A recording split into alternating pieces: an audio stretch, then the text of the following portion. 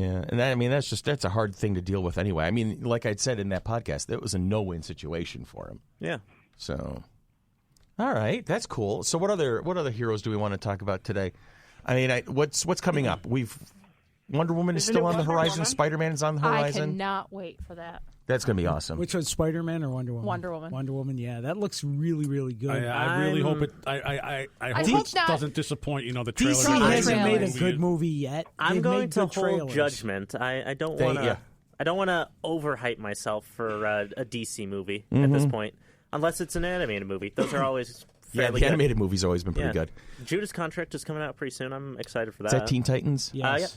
I hear that's great, actually. Yeah, a lot of people have been very positive about it. The next one I think coming out is Guardians of the Galaxy. Ooh. May 4th. Yeah, that's actually coming out the week before the convention. And I bought my ticket already. They're doing a double feature on May 4th. The first movie starts at 4:30, followed by the premiere of the second movie at 7 o'clock. Outstanding. Oh, wow.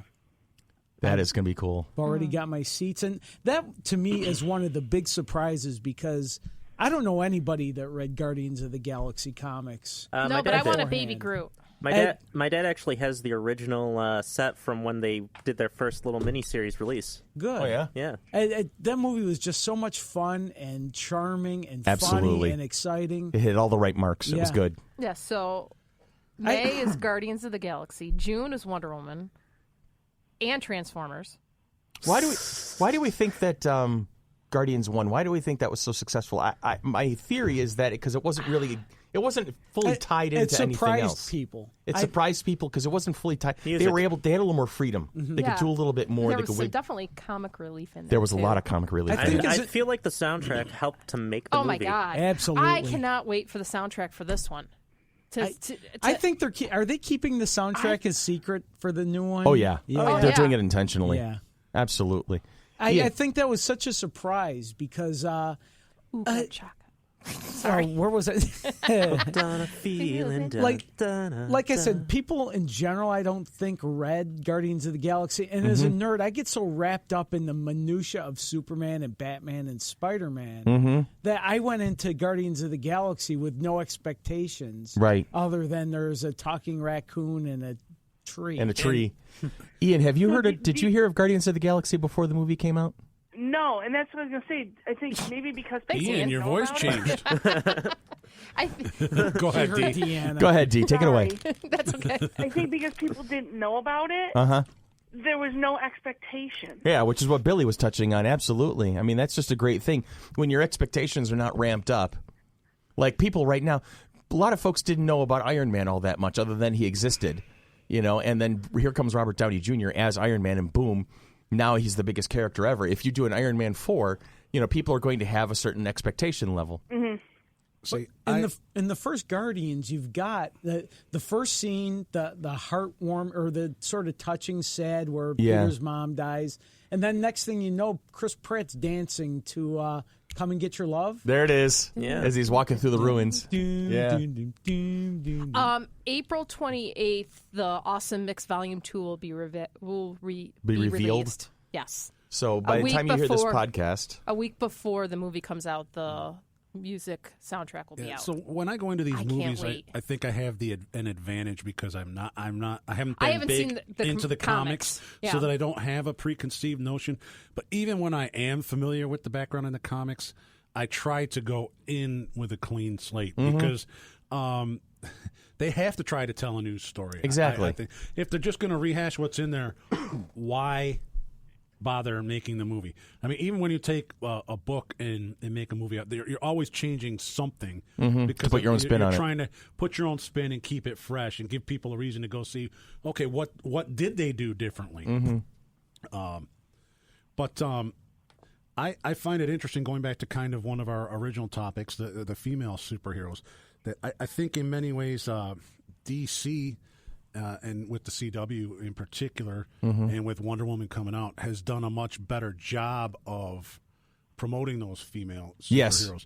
Because I mean, maybe the Flash and Arrow are not named after the series are not named after female superheroes, but there's definitely a stronger huge presence of female superheroes in those. And then you've got the Legends is a combination, and then Supergirl obviously is her thing. And Legends is led by Sarah Lance. Which that's right, because Rip Hunter disappeared or something like Yes. that. I have not been So now following the she's show, I'm sad to captain. say. So she's the captain of the she's ship the at the moment. captain. That's cool. It is cool.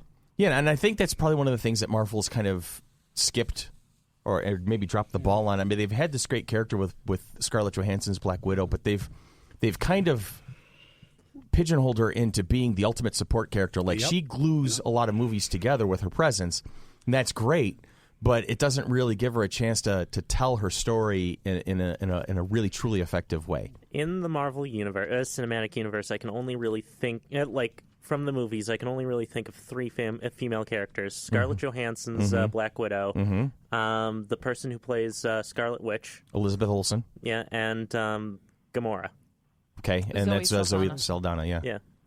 Yeah. Well, and then you have to pop over to what is Sony and look at a couple of the X-Men. They had a couple that had... Oh, Logan. Logan was fantastic. I still haven't seen Logan yet. Yeah. Oh, I highly recommend it. The little girl who plays X-23 is fantastic. Yes, If she does. doesn't She's get natural. recognized for that performance... She has a bright future ahead of her, assuming she does well. because, I mean, at her age and the way she performed in that movie, I know that it's not the type of movie that usually gets nominated for Oscars. but but How long she I could mean, go without talking? as a child, but the way she but- portrayed the character without speaking, it was amazing. Sorry for any spoilers there. No, that's all right. No, but You haven't her, given any. Hugh Jackman and Patrick Patrick Stewart, Stewart. I thought Those were all three were phenomenal. Yeah, they were. They It were, was and I hope fantastic. there's some recognition there. It also hurts the time of year that the movie came out. when Yeah, you're talking beginning about- of the year yeah. is never good for Oscar consideration. What do you think, Yeah. buddy? You and I going to go see Logan after this? Yeah, sure. We'll just Don't be so excited. He's like, yeah, whatever. Yeah, okay. And Yeah. actually, All right, Yeah, now I'm Dad, thinking whatever about- you want to do. Yeah. All I'm thinking about right now is food. I'm sorry. it just came out within the Teenage last boys. couple weeks that Joss Whedon's in talks to make a Batgirl movie. Seriously? Yeah. Really? Oh, Yeah. wow. All right. Now That would be you interesting. put his name on that, I Yeah. think that would succeed. That would definitely. Especially with his success with Buffy. Buffy and Yeah. Dollhouse. Well, Dollhouse wasn't successful, but His Dollhouse success was with interesting. his success with Firefly, yeah, yeah. crickets. Well, but cult success. Don't Yeah, let absolutely. fans It get to definitely hasn't gone away. You say those names, and people automatically recognize them. Yeah, I mean, Joss Whedon is great at character development and building the story. When Joss Whedon goes wrong, it's because usually somebody above him has gotten their fingers into it and has forced him into a corner he doesn't want to be in. I mean, Fox botched Firefly. It's not Joss Whedon's fault. And in many ways, they didn't even show the episodes in the order they were meant to be shown in. Exactly. And they also, I mean, I'd say what was it was Age of Ultron was the second one? Yeah. Yes. Of the second Avengers movie. It was not as good as it could have been, and I know it was because there was production Yeah, interference he's from above. hamstrung on a lot of stuff. Yeah, when they're like, well, we know this is going to be big. And he's like, but that's not part of the story. And they said, we don't care. We want you to do this. And so you shove him into a corner, and that's what's going to happen. Joss Whedon does best when Joss Whedon's allowed to be Joss Whedon. Exactly. And so Joss Whedon doing Batgirl, I think, is going to be phenomenal. That's going to be a good Assuming combination. he's allowed to be Joss Whedon. You know what? DC doesn't have anything left to lose. Yeah, I was going to say, what do they have to lose? Go Seriously. ahead. Here, have at it. They're getting shot left, right, and center by people who are making commentary. When their and best movie is Suicide Squad, and the best reviews of that movie is it was okay. It's all right. What'd you think of Suicide Squad, Ian?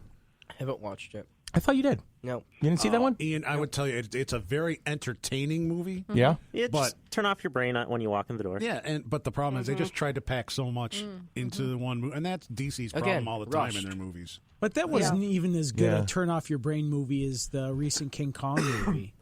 To me, Kong Skull Island. I like that one. That too. was just a lot of fun. I will have to see That's that my one soon. favorite. I've Just sit actually back heard and a watch lot it, of that's all. like mixed reviews from it. To me, Kong, when you got just big monsters punching each other, that's all I need. You know, Samuel monkey. Jackson and John C. Reilly and John Goodman, all really good. Brie Larson, excellent cast, doing a fine job. Here's But when my you got thing. Kong and a big squid just fighting, I'm good. Here's my thing. Why is every big studio trying to be Marvel? Because Kong and Godzilla are trying to build each other up for a. They're building a universe. For a universe, Yeah. and so is DC. reason, I mean, there's an easy answer to your question. Money. One word, money. Yeah, Money, absolutely. Money, money, money. Like, I want a nice standalone movie. Like, what was it? Arrival. Arrival was a good movie. I haven't seen it yet. I haven't seen that. Was that the one with Amy Adams? It was the one with Jeremy aliens Renner. who come to Right. the Earth. And the... Right? Jeremy Renner's in it. Yeah, Amy Adams. Okay. Yeah. Okay, so I know what you're going for. Yeah, okay. Yeah. Jeremy's doing a You new look one at called, Hawkeye. I'm going to look at Nightfall. the redhead. It's all good. A new one, new series or movie. He's doing a new. Nightfall. Okay, I hadn't heard of that. Let's barely get into that conversation too. Crickets. Oh, actually, I should pull up a cricket. Adding to our repertoire of But sounds. just like looking at the, because we've talked about this before, the number of movies that are coming out in 2017, 2018, and beyond is just amazing. There's going to be a Star Wars movie for the rest of my life, and I'm okay with that. Yeah, same here. Really. Blade Wait Runner a minute, aren't you the same guy who 2049. just said you want a standalone movie? You got me there. And fired again. All right, buddy. There it is. There it is. Oh. I wasn't sure if that was feedback. Oh, It's bad crickets. I got to Bad, find better bad crickets. crickets. Bad crickets. So I'm looking at this, and it says Thor Ragnarok in November. So is Hulk going to be in it? Because Yes. Mark Yes. Ruffalo is in there? Yes. Yes. They're And, actually going to make uh, references to the Planet Hulk storyline. isn't that why And, Hulk Doctor disappeared? Thor Strange, took him to. Yeah. Because Benedict's in there, so I'm guessing Doctor Strange. Yes. is in Wait, it. are they going to have Beta Ray Bill? It's What does possible. Carl Urban play? Ooh. Carl Urban in the Marvel universe? Dr. Bones McCoy. Yeah. Yes, well, yeah, I know that in I Star don't Trek, but in the Damn it, Marvel Jim. universe, I don't think I'm a he's- doctor, not a superhero. I don't know. I love Carl Urban. I don't know, but he's got a in part there. in- Ray Stevenson and Jeff Goldblum. Ray Stevenson is one of the Warriors 3. I know that much. He's the big fat one. I love the We're description. sorry if there's anyone takes offense Chris, I to that resemble that description. remark. He's been cast as Scourge, the Asgardian warrior. Okay. Okay. Who, Carl And Urban? Yeah, Carl Urban's going to be So, Scourge. Scourge is the who's Jeff Enchantress's. Goldblum? And Jeff Goldblum's one of the Eternals. He's the Fly. Well, yeah, He's always going to be the Fly. and he's going to be in Independence Day. Again? No, it's just that the Fly Independence Day. Okay. That's Jeff Goldblum. Never All right. mind. Jurassic Park. Go back to sleep, Christopher. Yes, dear. Jeff Goldblum is cast as Tulka. Hey, that's one of the Eternals. I thought, like, right along the line of Benicio del Toro's character. There we go. They're the Eternals. Carl Urban These really is bored Scourge, immortals. The Executioner, one of Asgard's greatest warriors. But who is the Grandmaster? You'll realize that Jeff Goldblum is a beautiful and inspired choice to play him. The Grandmaster? Is that right? I think so. I don't know. Sounds about right. Okay. I got Should a be question for all you guys. Fire away, D. I'm not really into all of those shows like you guys are. I'll catch them once in a while if there's nothing else on. She's fired. I wasn't going to say anything. She's your You knew her first. I'll rehire her later. she's your best friend, man. I know. All right, let's let her finish her statement or question. Go, D. Why do you guys think all of a sudden it is just the TV networks and the movies and the production companies have seized on these things that have been around since we were kids, since our parents were kids, and decided to really just keep hitting on making them into TV shows and movies and you know, why are they not bringing them back, but why are they doing them? I think Brian said it best, money. Well, and to expand on that a little bit, I think with all the competition out there for your entertainment viewing nowadays, I mean, God, you can watch thousands upon thousands of channels or streaming networks. Networks and are afraid to take a chance on something new because it might not work. I was and just they'll be thinking spending a that. lot of money on something that isn't going to work. They'd rather take something that they know has worked in the past and rehash it. And I think that's a big part of the problem. And it's the reason why we're always acting, can't we create a new idea in this country? And it's one of the things that I like about British television so much better is that Because they're they not do afraid take of a it. chance and try to do something I mean, different. as I was pondering Deanna's question, It's snuck into my brain that my wife is currently binge watching Elementary, the Sherlock Holmes show with Lucy Liu and Johnny Lee Miller, which is pretty good. And it's a good show, and I've been catching some of it as Susan's watching it. But I'm thinking I like the Benedict Cumberbatch Sherlock version is better, but the Elementary seems more palatable, maybe to people who don't want. Well, Sherlock